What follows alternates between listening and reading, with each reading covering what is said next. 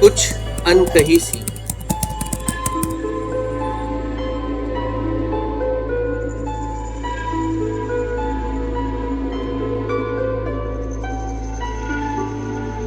पेश करता है।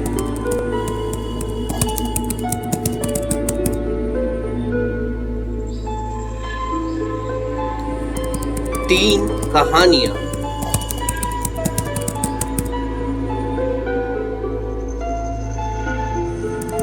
भाग एक, पाखी। लेखक एवं कहानीकार अमन सिन्हा। पात्र परिचय।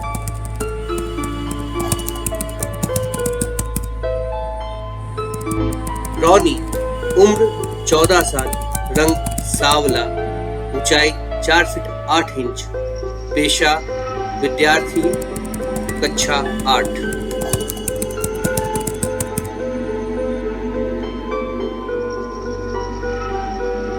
पाखी, उम्र 13 साल, रंग सांवला, ऊंचाई 4 फीट, पेशा विद्यार्थी, कक्षा 8।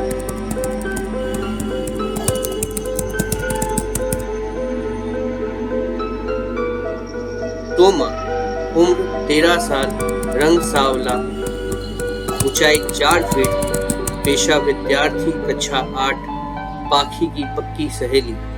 बाई, उम्र 13 साल, रंग गोरा, ऊंचाई 5 फीट 4 इंच, पेशा विद्यार्थी, कक्षा 8, रॉनी का पक्का दोस्त। संजय, उम्र 15 साल, रंग गोरा, ऊंचाई 5 फीट 4 इंच, पेशा विद्यार्थी, कक्षा अज्ञात, पाखी का प्रेमी। कहते हैं प्रेम की कोई भाषा नहीं है। दुनिया के हर देश में, हर शहर में, हर गली में प्रेम की बस एक ही भाषा है और वो है मन की भाषा। इसको समझने के लिए आपको किसी भाषा विशेष की जानकारी का होना आवश्यक नहीं। इसे कहने के लिए ना तो आपको अपने होठ हिलाने की जरूरत है और ना ही समझने के लिए किसी अनुवादक की आवश्यकता। चाहने वालों के हाव भाव से ही समझ में आ जाता है। जब भी कोई दो लोग प्रेम में होते हैं तो ये बात उनके आसपास के लोगों से छुपी नहीं रह सकती। हाँ, ये मुमकिन है कि उन दोनों को ये बात समझने में थोड़ा समय लग जाए। प्रेम की एक और खास बात यह है कि इसके लिए कोई उम्र की सीमा तय नहीं है। ये किसी को भी कभी भी कहीं भी हो सकता है। कुल मिलाकर प्रेम में पड़ने वालों के लिए उम्र, भाषा, संस्कृति, स्थान कुछ भी मायने नहीं रखता।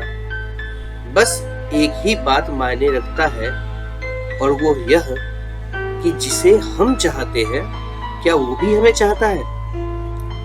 इस पूरे संसार में एक भी मनुष्य ऐसा मौजूद नहीं जो कभी प्रेम में ना पड़ा हो।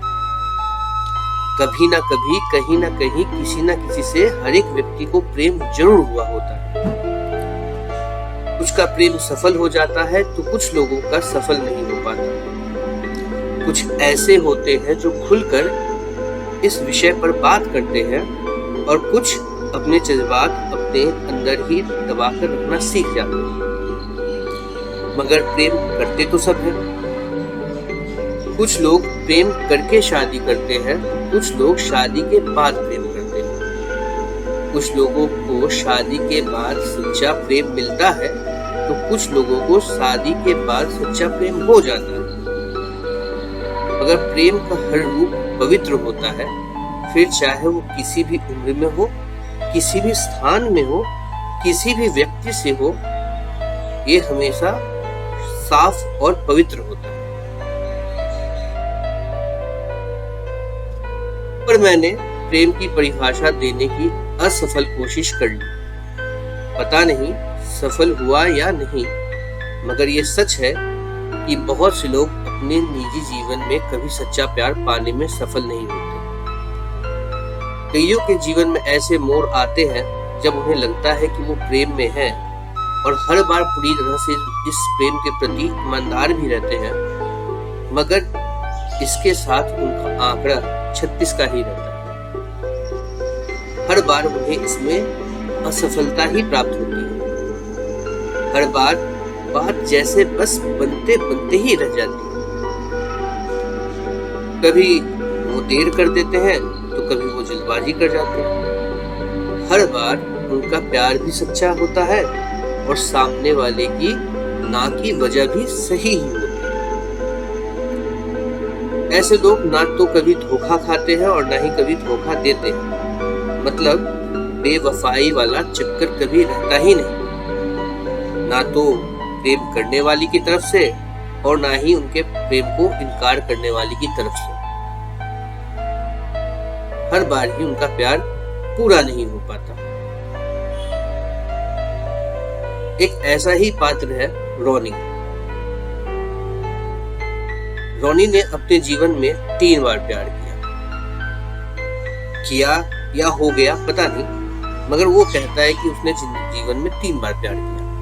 रोनी कोई काल्पनिक पात्र नहीं है। रोनी एक ऐसा लड़का है जिसने जिंदगी में 3 बार प्यार किया और 3 बार ही उसका प्यार पूरा नहीं हो पाया।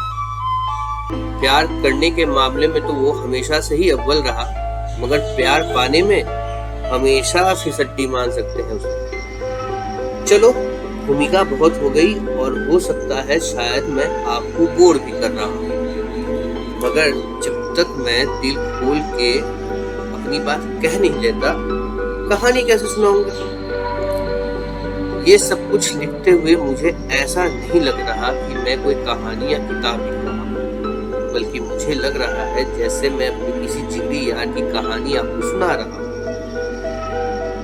तो जनाब, जरा सब्र रखना और सुन लेना, क्योंकि पता नहीं फिर कभी इतनी हिम्मत मैं जुटा पाऊं या नहीं। तो आप सभी का स्वागत है रोनी के पहले असफल प्यार की कहानी।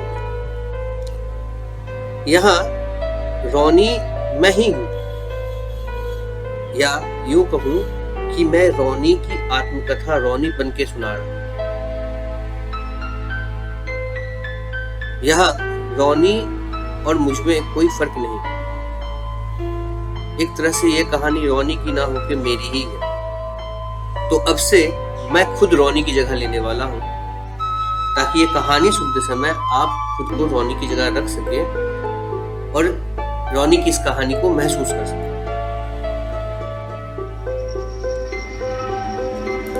तो बात साल 1996 की है। मई का महीना था। मैं यानी कि रोनी उस समय कक्षा 6 में पढ़ता था। हम इस मोहल्ले में नए नए आए थे।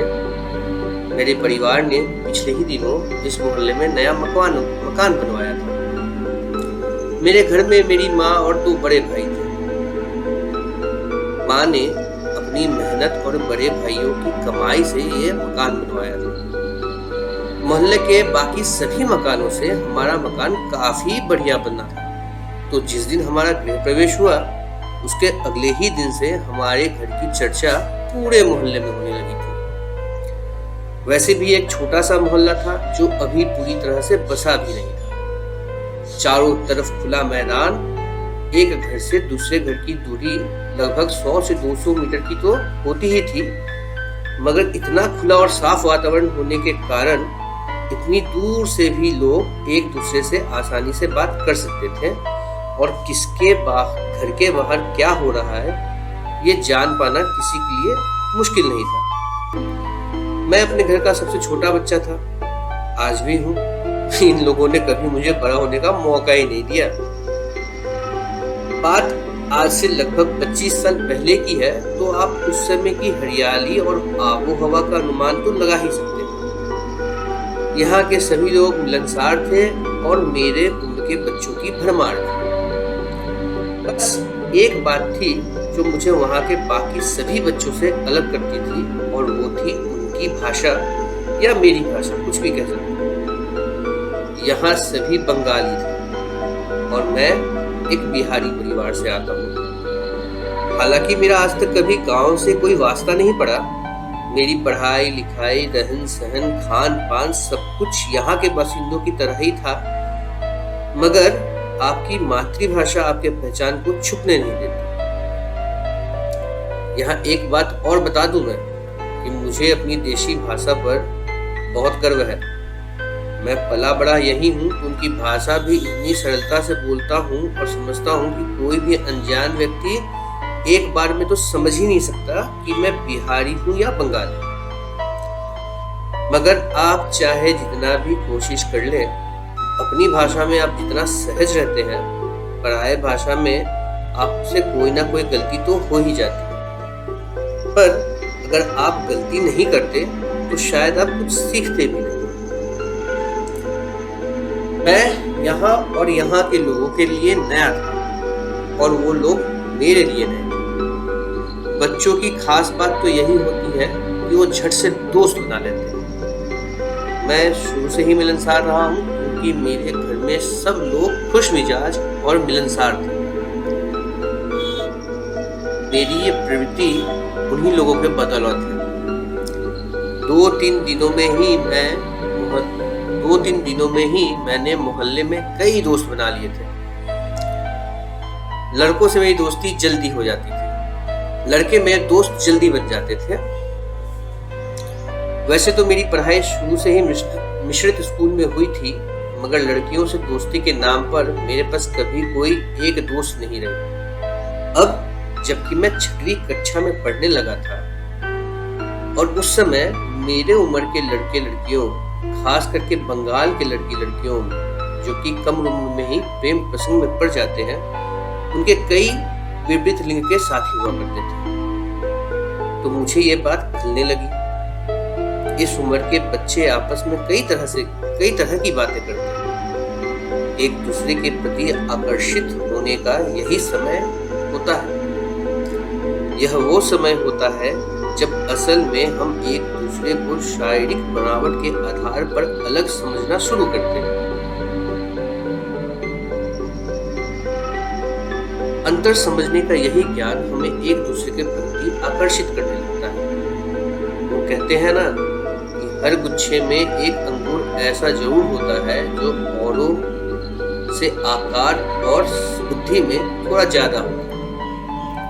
उसी तरह हर बच्चों की टोली में एक बड़ा बच्चा होता है जो अपनी उम्र से ज्यादा ज्ञानी होता है, मगर ये ज्ञान बहकने वाला होता है। ये बात अभी इसलिए कही क्योंकि हमारे टोली में भी एक बच्चा था जिसे हम दादा कहते थे। बंगाली में बोले तो बड़े भाई। तो मेरे दोस्तों के झुंड में वो बड़ा भाई था बुआई।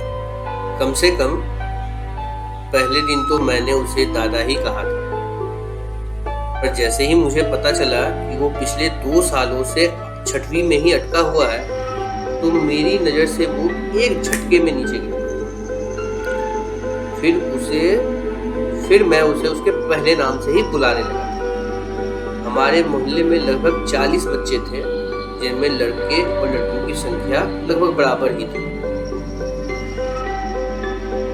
जैसे जितने भी मेरी उम्र के थे सब एक ही कक्षा में पढ़ते भी थे और इस राज्य के पाठ्यक्रम के अनुसार पहली भाषा को छोड़कर हर किताब एक जैसी ही थी, बस भाषा अलग थी। हर शाम को मोहल्ले के सारे बच्चे मैदान में इकट्ठे होकर खेलते थे। हर घर का बच्चा वहां मौजूद होता था, फिर चाहे वो लड़का हो या लड़की, सारे इकट्ठे खेलते थे। यहीं पर मुझे पहली बार मेरे जिंदगी का पहला प्यार मिलने वाला था।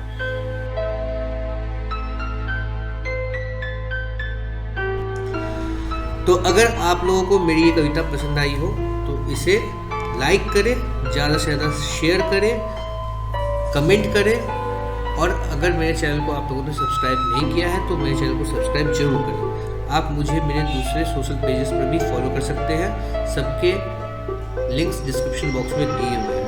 मैं Facebook, LinkedIn, Twitter, Instagram, story mirror, प्रतिलिपि, कविशाला और ओपन बुक ऑनलाइन में लगातार लिखता रहता हूँ। धन्यवाद।